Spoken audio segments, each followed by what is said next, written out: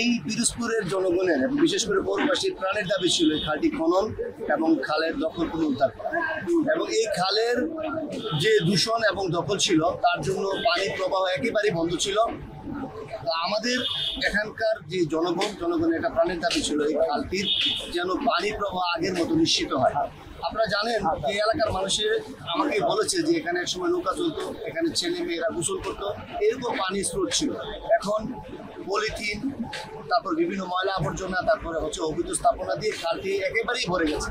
তো আমরা কার্যক্রম শুরু করেছি মেলিরাপুর থেকে প্রায় 2 কিলোমিটার লম্বা এই খালটি আমরা খনন করব এবং দূষণমুক্ত করব, পাশাপাশি আমরা দখল মুক্ত করবো। তো আমাদের কার্যক্রম আজকে এই পয়েন্ট থেকে শুরু হয়েছে এই জন্য যে এটি হচ্ছে পচা এবং বলশ্বরের মোহনা, এখানে পলি এসে বেশি জমা হয়। এখান থেকে আমরা স্টার্ট করেছি, তারপর আমরা 2 দিকে আস্তে আস্তে ছড়িয়ে যাই।